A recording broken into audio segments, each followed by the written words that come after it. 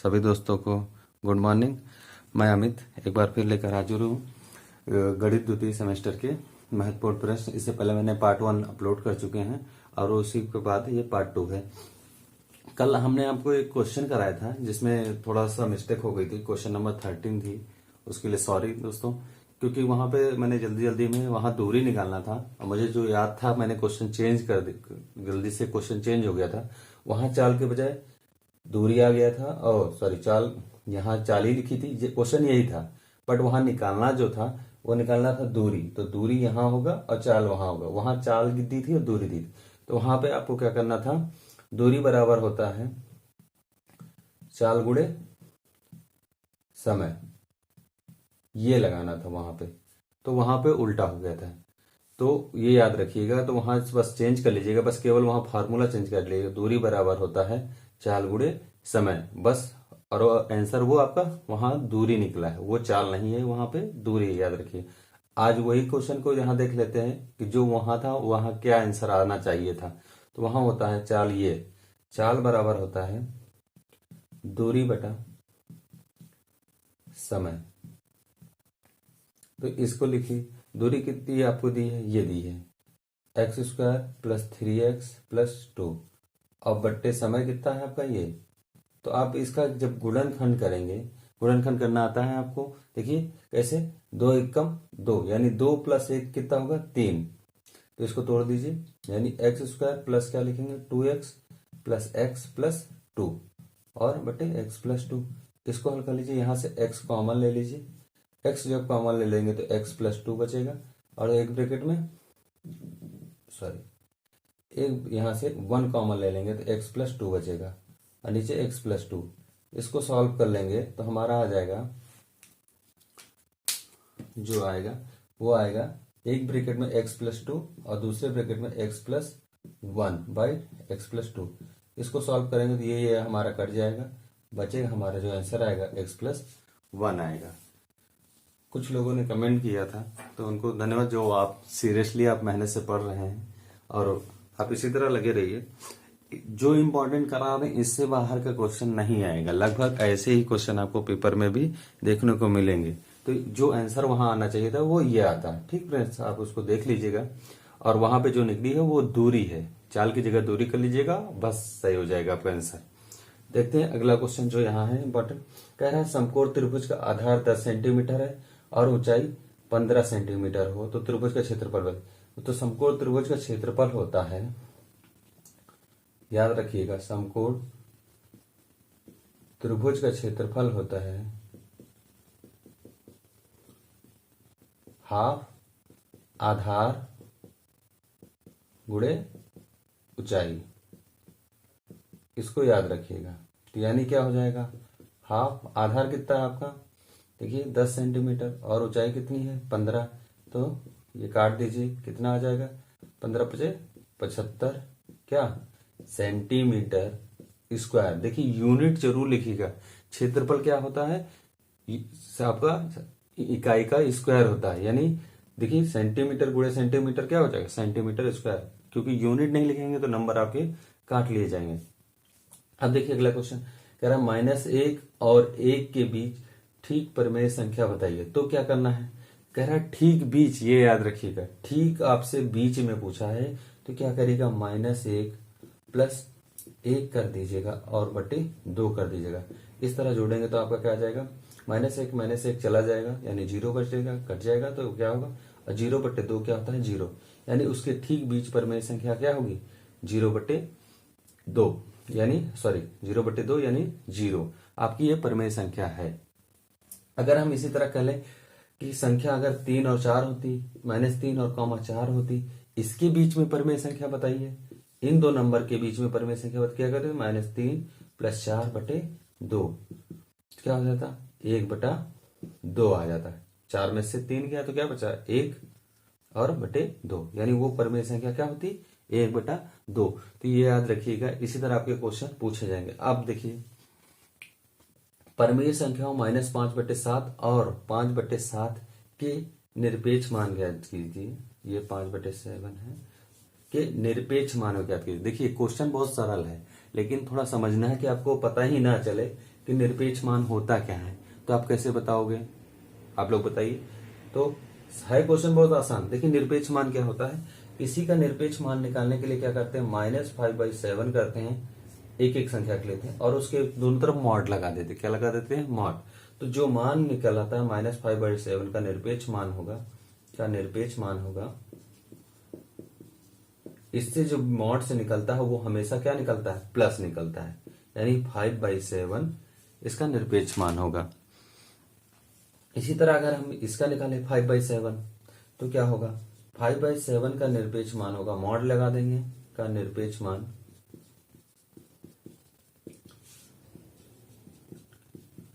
5/7 ही होगा। यानी इन दोनों संख्याओं का निरपेक्ष मान क्या होगा, माइनस का भी वही आता है और प्लस का भी निरपेक्ष मान वही आता है। यानी प्लस का क्या निकलेगा, प्लस ही निकलेगा, और माइनस वाले का क्या हो जाता है, प्लस हो जाता है। ये चीज को याद रखिएगा। अब अगला क्वेश्चन देखते हैं। कह रहा है 1/6 और 1/3 के बीच 4 परमेय संख्याएं बताइए। तो आपको परमेय संख्या निकालने के लिए मैंने कई 3 मेथड बताए थे, जिसमें क्या कहते थे, हम हर को बराबर कर लेते थे। जैसे देखिए यहाँ हर को बराबर करेंगे तो क्या हो जाएगा, यहाँ हर बराबर नहीं है तो क्या करेंगे, इसमें 2 से ऊपर नीचे गुणा कर लेंगे, तो यानी 2 बटा क्या हो जाएगा, 2 से ऊपर नीचे गुणा करेंगे तो क्या हो जाएगा, देखिए आपके लिए कर देते हैं, तो ये हो जाएगा हमारा 2/6। अब आपको इन दोनों संख्याओं के बीच परमेय संख्या निकालनी है। तो आप चाहे इसको जोड़कर बटे 2 कर दीजिए, चाहे आप क्या करिए इसमें 10 से और गुणा कर लीजिए। यानी दोनों संख्याओं में हम क्या करेंगे, 10 से ऊपर और 10 से नीचे गुणा कर लेंगे। यानी ये हो जाएगा हमारा 20/60 और ये हो जाएगी हमारी 10/60। तो आपको आप बता सकते हैं कि 10/60 और 20/60 के बीच में कितनी परमेय संख्या आ सकती है। देखिए 4 परमेय संख्या पता नहीं कौन सी कहाँ की, कुछ पता नहीं, ठीक है। इसके बाद आप लिख सकते हैं 11/60, 12/60, 13/60, 14/60। इसी तरह आप कहाँ तक का, 20 तक का लिख सकते हैं। यहाँ तो हम 4 ही लिख रहे हैं, लेकिन आप बहुत सारी लिख सकते हैं। और अगर आपको ये मेथड याद आ गया तो एक और मेथड है, वो भी देख लीजिए। आपको नहीं तो कहेंगे सर आपने तो दूसरा मेथड बताया, ठीक है। तो यहाँ आपके मैंने 3 मेथड वहां भी बताए थे, यहाँ क्या बताया था, पहली संख्या 1/6 प्लस 1/3 को क्या जोड़कर उसको 2 से भाग कर दीजिए। ये क्या होगा, एलसीएम लीजिए। तो यहाँ एलसीएम जो लेंगे वो आएगा 6 और बटे नीचे 2 रहेगा ही रहेगा, 6 आएगा। और यहाँ से 6 कम 6 यहाँ आएगा और 3 दूनी 6, यानी यहाँ से क्या आ जाएगा 2, यानी ऊपर आएगा। और ये कहाँ गुणा हो जाएगा, यहाँ, यानी हो जाएगा, इसको सॉल्व करिए, क्या हो जाएगा 3/6 दूनी 12। एक संख्या तो ये हो आ गई, इसको सॉल्व कर लेंगे तो वो आ जाएगा 1/4। ये भी एक परमेय संख्या है। अब क्या करेंगे, इसको और इसको जोड़ेंगे, यानी 1/4 प्लस 1 वैसे हम लोग 3/12 ही रखते तो ज्यादा सही रहता, क्योंकि बार बार एलसीएम वाला लफड़ा नहीं हटेगा। यानी 3/12 प्लस अगली संख्या चाहे जो ले लीजिए, चाहे 1/6 ले लीजिए, इसको जोड़ दीजिए, बटे 2 कर दीजिए। तो जो निकल कर आएगा 6 दूनी 12, यानी 3 + 2 बटे 12 बटे 2, यानी 12 दूना क्या हो जाएगा 24, यानी 5 बटे क्या हो जाएगा 24। इसी तरह क्या है आप निकाल सकते हैं। अब इसको जोड़ लीजिए, अब चाहे इसको जोड़ लीजिए, चाहे इसी को फिर से जोड़ लीजिए, तो इसी के बीच में आपको परमेय संख्या बार बार रिपीट होती जाएंगी। तो ये पहली हो गई, ये दूसरी हो गई, इसी तरह तीसरी निकाल लीजिए, चौथी निकाल लीजिए। तो आप इस तरह परमेय संख्याएं कई सारी निकाल सकते हैं। चलते हैं नेक्स्ट क्वेश्चन देखते हैं। तो फ्रेंड्स ये कुछ और क्वेश्चन है, इनको देखते हैं। कह रहा है एक घनाकार बक्से का आयतन इतना सेंटीमीटर क्यूब है। देखिए क्या दिया, यहाँ आयतन दिया है, तो इसकी भुजा बताइए। यदि घन का आयतन क्या होता है भाई फ्रेंड्स, घन का आयतन आपको पढ़ाए हैं, घन का आयतन भुजा का क्या होता है, क्यूब होता है, भुजा का क्यूब होता है। और ये कितना दिया है 8000।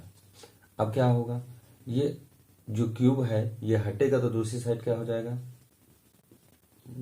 तो ये 1/3 हो जाता है। और 1/3 को क्या लिखते हैं, करणी में 3, और ये इसको सॉल्व करते हैं तो 20 × 20 × 20, यानी जो करणी से बाहर आएगा वो आएगा, आप लिख सकते हैं इसे 20 × 20 × 20। तो ये निकल कर 3 बार आया। जो संख्या यहाँ 3 बार होती है वही बाहर आई। यहाँ अगर 3 लिखा है तो अंदर वाली संख्या 3 बार होनी चाहिए वही संख्या, तो वो 1 बार बाहर आती है। यानी भुजा जो हमारी निकल कर आएगी वो क्या आएगी, 20 सेंटीमीटर। अगर यहाँ कोई संख्या नहीं लिखी दिखी तो मतलब वहां 2 है, तो 2 अगर 20 × 20 होता तो 20 बाहर आ जाता, 20 अंदर रह जाता। अगला क्वेश्चन देखिए, सॉरी ये है आपका x3। कह रहा है इसका मान बताइए, का मान बताइए। तो आपको पता है, देखिए वहां कल आपको बताए थे कि यहाँ अगर हमें देखना है कि यहाँ क्या लिखा है, यहाँ स्क्वायर लिखा और यहाँ प्लस लिखा है, यानी स्क्वायर, यानी क्या करना है हमें दोनों पक्षों का अब की घन करना। वहां पे स्क्वायर कर रहे थे तो यहाँ करेंगे दोनों पक्षों का घन करने पर। तो आप करिए x + 1/x का होल क्यूब इक्वल टू 2 का क्यूब। इसको सॉल्व कर लीजिए, ये आ जाएगा x³ प्लस, यहाँ फार्मूला लग रहा है आपको, फार्मूला याद है कि नहीं याद है देख लीजिए। a + b का होल क्यूब का जो फार्मूला होता है आपका वो याद रखिएगा, वो होता है आपका a³ + b³ + 3ab और ब्रैकेट में a + b। ये आपको सारे फार्मूले लिखाए हैं, वहां यहाँ पे ये वाला फार्मूला यूज करेंगे यहाँ पे। तो देखिए क्या होगा, x³ हो जाएगा, देखिए a की जगह x³ प्लस b की जगह 1/x है, x³ प्लस 3 × x × 1/x। उसके बाद क्या हो जाएगा ब्रैकेट में x + 1/3 और इधर का 2 का क्यूब क्या हो जाएगा 8। इसको देखिए, ये इसका मान निकालना है और इसको हल करना है। ये कट जाएगा आपका, यानी 3 बचेगा इंटू इसका मान 2 है, यानी हम रख देंगे 3 × 2 और इक्वल टू 8 और यहाँ पे x³ और 1/x³। इसको हल करेंगे तो आपका निकल आएगा 3 दूनी 6 और वहां चला जाएगा, यानी x³ + 1/x³ का जो मान निकल आएगा 8। और इसको पक्षांतर करेंगे किसको, 3 × 2 को, यानी 3 दूनी 6, 6 को पक्षांतर करेंगे तो वो आ जाएगा -6, यानी जो निकल कर आएगा आपका आंसर वो भी क्या आएगा 2 आएगा। x³ + 1/x³ का मान कितना होगा 2 होगा, आपका आंसर ये आएगा। अब कह रहा है इसको हल कीजिए, x³ + 8 को हल कीजिए। तो इसको आप हल करने के लिए क्या लिख सकते हैं, x³ + 8 को क्या लिख सकते हैं 2 का क्यूब, और ये बन गया a³ + b³ का फार्मूला। अब देखिए वहां होल क्यूब था, पूरा ब्रैकेट बंद करके क्यूब लगा था, और यहाँ पे क्यूब केवल दोनों संख्याओं पे लग गया है। तो आप क्या कर सकते हैं, इसको हल करने के लिए आप एक फार्मूला होता है उसे याद कर लीजिए, a + b एक ब्रैकेट में, दूसरे ब्रैकेट में a² + b², और देखिए यहाँ प्लस है तो यहाँ केवल क्या होगा -a × b। ये फार्मूला होता है। 2 मत लगा दीजिएगा नहीं तो गलत हो जाएगा, यहाँ 2 नहीं लगता है a³ + b³ वाले में, a + b और ये हल कर दीजिए जल्दी से। वैल्यू रखिए इस वाले फार्मूले में तो क्या हो जाएगा, इसको क्या लिख सकते हैं, यानी x³ एक ब्रैकेट में x + 2, दूसरे में क्या हो जाएगा x² + 2 का स्क्वायर प्लस -2 × x, ये हो जाएगा। इसको हल कर लीजिए, x + 2 और दूसरे ब्रैकेट में x² + 4 -2x। जो आपका आंसर निकल कर आएगा वो ये आएगा। तो इसको आप देख लीजिएगा और हल कर लीजिए। चलते हैं हम नेक्स्ट क्वेश्चन की ओर। कह रहा है कि a - b 4 है, ab 5 है, तो a³ - b³ का मान पूछ लिया आपसे। तो कैसे करेंगे आप इसका, इसके लिए आपको फार्मूला सीधे सीधे पढ़ाए हैं तो आप वो लगा लीजिए और आप आसानी से कर लेंगे। यानी a³ - b³ के लिए आपको क्या करना है, दोनों पक्षों का इसका हम घन कर दें तो क्या होगा a - b का क्यूब और 4 का क्यूब। तो फार्मूला हो जाएगा a³ - b³ माइनस का 3ab और a - b। ये देखिए a³ - b³ का ये फार्मूला होता है, a³ - b³ - 3ab माइनस का ab इक्वल टू 4 का क्यूब क्या होगा 4 × 16, 16 × 64। अब हमें इसका मान ज्ञात करना है। देखिए इसी का मान निकालना है, ये पता है हमको 5 है, यहाँ रख देते हैं माइनस का 3 इंटू 5 और इसका मान कितना है 4, वो भी रख देते हैं। और ये a cube minus B cube equal to आपको 64 है। इसको क्या करेंगे, 5 15, 15 चौको 60। अब ये माइनस 60 आएगा, जब पक्षांतर करेंगे तो दूसरी साइड क्या आ जाएगा, प्लस में हो जाएगा। और ये ए क्यूब माइनस बी क्यूब इसी साइड बचेगा। तो ये इसको जोड़ेंगे तो क्या आ जाएगा 124। ये ए क्यूब माइनस बी क्यूब का मान हो गया फ्रेंड्स। अब इससे ज्यादा आपको क्यूब वाले में नहीं पूछ सकता। अब एक और देख लेते हैं इसमें, इसको क्या होगा 99 को हम लिख सकते हैं, इसे तो डायरेक्ट करेंगे तब भी आंसर आ जाएगा। यानी अगर हम चाहें तो 99 गुणे 99 जो आंसर आए उसमें फिर से हम क्या करेंगे, आंसर में क्या करेंगे 99 से गुणा कर देंगे तो हमारा जो मान आएगा वो भी आ जाएगा। आप चाहे तो ऐसे कर लीजिए, लेकिन उससे आसान तरीका हम देखिए आपको बताते हैं। क्या कर लीजिए, इसको 100 - 1 का क्यूब लीजिए। अगर आपको फार्मूला नहीं आ सकता तो आप गुणा कर लीजिए, लेकिन बहुत टाइम लगेगा। तो इसको करिए, क्या करते हैं, इसको देखिए इसी फार्मूले में तोड़ देते हैं।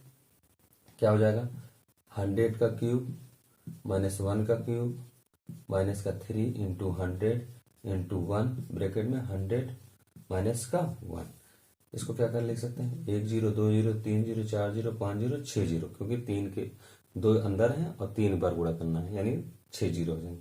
माइनस 1 माइनस का 300 और ये इंटू 99, ये हो जाएगा आपका 9 त्रिक 27 के साथ, सॉरी 27 के साथ हाथ चला है 2, 9 त्रिक 27, 27 2 29 और 2 0। आपका ये आंसर इसका निकल कर आया। और ये माइनस का 1 माइनस 1 इसमें से घटा लेस कर दीजिए तो आ जाएगा 1 9 2 9 3 9 4 9 5 9 6 9 और ये माइनस। इसके बाद ये घटा दीजिए, आपका आंसर जो निकल कर आएगा 970299, ये आपका आंसर होगा। अब देखिए इसको हल करिए। हल करने के लिए क्या करते हैं, देखिए यहाँ कुछ नहीं लिखा तो यहाँ मानते पावर 1 है, यहाँ कुछ नहीं, यहाँ पावर 1 है। अब देखिए 1 में से 1 चला गया तो 1 बचेगी पावर, 1 में से 1 चला गया तो यहाँ 2 बचेगी और 4 3 12। ये माइनस कहाँ चला जाएगा ऊपर, यानी जो आंसर हमारा निकल आएगा यह आएगा माइनस का 3 4 3 12, यानी माइनस का 3 एक्स स्क्वायर वाई। ऐसे ही आपको बहुविकल्पी में देगा कि इसका मान क्या होगा, 4 विकल्प दे देंगे और आपको चारों विकल्प लिखना रहेगा। तो ये था इसका मान। देखते हैं 1 2 क्वेश्चन और बचे हैं, उसको भी देख लेते हैं इसी समय। फ्रेंड्स ये अगला क्वेश्चन है, इसको कैसे करेंगे कि इसका मान हल करेंगे, यानी क्या कहना मान क्या था। नीचे देखिए 4x है, यानी अब ऊपर हमें ऐसा कॉमन लेना है जो ये कट जाए। यानी तो ऊपर अगर हम देखिए इसमें 4 दूनी 8 होता है, 4 चौक 16 होता है, यानी अगर हम ऊपर 4x कॉमन ले लें क्या बचेगा, यहाँ से एक 4 चला गया यानी 4 बचा, 4 चौक 16 होता है, और एक x चला गया तो कितना x बचा, 1 x बचा। यहाँ से 4 दूनी 8, यानी यहाँ क्या बचेगा 2, क्या बचेगा 4 दूनी 8, और यहाँ से एक x चला गया तो यहाँ क्या बचा, सॉरी यहाँ पे आपको इसे क्यूब कर लीजिएगा क्योंकि दोनों बराबर नहीं होंगे, ये x क्यूब कर लीजिएगा तो आपको आसानी होगी, नहीं तो वो हल हो जाते पहले ही क्या करते हैं दोनों घट जाएंगे। अगर वैसा होता तो ये दोनों पहले ही घट जाते। तो ये क्या हो जाएगा x का स्क्वायर, एक x चला गया, एक x बचा और नीचे 4x। अब ये और ये कट गया, यानी जो आपका आंसर आया 4x - 2x का स्क्वायर, ये आपका क्या होगा आंसर होगा। नेक्स्ट देखते हैं, ये कह रहा है कि इसका गुणनखंड कीजिए। गुणनखंड करने के लिए देखिए आपको देखना पड़ेगा सबसे पहले कि एक्स स्क्वायर के साथ कोई नंबर तो नहीं लिखा है। तो यहाँ देखते हैं एक्स स्क्वायर के साथ नंबर लिखा है, तो इस नंबर को उसके संख्या के साथ गुणा करते हैं जिसमें एक्स नहीं होता, यानी क्या होगा 2 पंचे 10, यानी अब 10 का ऐसा फैक्टर करें कि 9 आ जाए, तो 2 ये नहीं आए। अब यानी 5 में से 2 घटाएंगे तब भी नहीं है, 5 में 2 जोड़ेंगे तब भी नहीं आएगा, यानी लेकिन 5 दूनी 10 और 10 से कम 10 होता है, यानी 10 में से 1 घटा दे तो आपका ये 9x आ जाएगा, यानी 2x स्क्वायर प्लस क्या लिख सकते हैं 10x - x - का 5। अब यहां से 2 x कॉमन ले लेंगे तो यहाँ क्या बचेगा, 2x में से x चला गया तो 2x चला गया तो कितना बचेगा, केवल एक x। अब यहाँ से देखिए इसमें से भी कॉमन लिया, 2 पंचे 10 यानी 5 और x तो पहले ही चला गया बाहर। अब यहाँ से इन दोनों में से देखिए क्या कॉमन लेंगे, वो इन दोनों से और इससे अब क्या कॉमन, यहाँ देखिए केवल कॉमन क्या है, हमें ऐसा ही लाना है। यानी यहाँ से अगर हम माइनस का 1 कॉमन ले लें दोनों से तो हमें क्या बचेगा, x और एक प्लस का, क्योंकि माइनस माइनस क्या होते हैं प्लस। यहाँ से देखिए -1 कॉमन ले लेंगे तो खोलेंगे तो क्या होगा, -1 और माइनस प्लस माइनस का 5 ही आएगा। यानी अब दोनों बराबर हो गए। जो हमारा आंसर आएगा वो आएगा एक ब्रैकेट में x + 5 गुणनखंड में और दूसरे में 2x - 1। ये हमारे गुणनखंड आ जाएंगे। अगला देखिए बहुलक बताइए। बहुलक क्या होता है, जो संख्या सबसे ज्यादा बार आती है। देखिए यहाँ 9 कितनी बार आया, एक बार। 9 कितनी बार आया है, 2 बार आया है। 10 कितनी बार आया, 1 2 3 4। 10 हमारा 4 बार आया। 12 कितनी बार आया, 1 2 3। 12 हमारा 3 बार आया है। और 13 कितने बार आया है हमारा, 13 केवल एक बार आया। तो कौन बहुलक, यानी 10 कितनी बार आया, 4 बार। 10 सबसे ज्यादा बार आया, यानी बहुलक हमारा क्या होगा, बहुलक हमारा हो जाएगा 10। जो सबसे ज्यादा बार रिपीट हो पूरे संख्या में वो बहुलक होता है। अभी आपके इससे पहले मैं आपको कुछ एक जो सारणी और मैट्रिक्स और बारंबारता और टैली चिन्ह का एक क्वेश्चन कराऊंगा, जिसमें से आपको सारी बारंबारता टैली चिन्ह आपको एक बारगी में ही क्लियर हो जाएगा। आपको उससे ज्यादा पढ़ने की जरूरत नहीं है, उसी से क्वेश्चन आपका आएगा तो हो जाएगा। हाँ दोस्तों, जिनको वीडियो पसंद आ रहा है तो प्लीज लाइक शेयर और सब्सक्राइब करते रहें, क्योंकि आप लाइक करेंगे तभी हम देखेंगे तो हमारा मनोबल बढ़ेगा, यानी हमारे वीडियो को सराहा जाना। तो प्लीज उसे लाइक करते रहें। अब कह रहा है समलंब की समांतर भुजाएं 15 सेंटीमीटर है मीटर और 8 मीटर है, इनके बीच की दूरी 12 मीटर है। तो समलंब से घिरे क्षेत्र का क्षेत्रफल है। अब समलंब चतुर्भुज क्या होता है, समलंब समांतर चतुर्भुज होता है। देखिए जिसकी दो भुजाएं क्या कह रहा है, समांतर है। कौन सी, एक तो आपकी 8 मीटर की है, दूसरी कितनी है, 15 मीटर की है। और हमारा समलंब ये बनता है, यानी कोई भी दोनों भुजाएं, केवल आमने सामने की दो भुजाएं समांतर हैं। देखिए ये भुजा और ये भुजा आपस में समांतर है, बाकी ये नहीं पता। और दोनों के बीच की दूरी यानी ये ऊंचाई कितनी है, ये आपको दी है 12 मीटर। दिख रहा है दोस्तों, हाँ दिख रहा है। ये आपकी 12 मीटर है, 12 मीटर। तो इसका क्षेत्रफल होता है, तो समलंब का क्षेत्रफल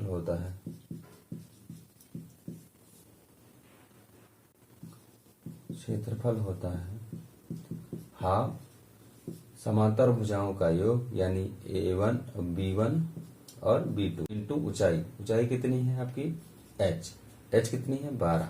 ये गिवन देखिए, B1 आपको दिया है 8 मीटर, B2 आपको दिया है 15 मीटर और h आपको दिया है 12 मीटर। इतना गिवन है आपको, तो ये होगा यानी हाफ आपका 15 + 8 और ऊंचाई 12। तो ये देखिए गुणे में है तो कट जाएगा, 6 हो जाएगा, यानी हो जाएगा 15 और 8 कितना होता है 23 गुणे 6। 6 × 18 के 8 हाथ से ले 1 और 6 दूनी 12 1 13, यानी 138 मीटर स्क्वायर। ये होगा क्षेत्रफल। तो यही अपने फ्रेंड्स को दीजिए अनुमति। धन्यवाद दोस्तों। BTC DLED सॉल्वर को सब्सक्राइब करने के लिए सब्सक्राइब बटन को दबाएं और नोटिफिकेशन पाने के लिए बेल आइकन को प्रेस जरूर करें।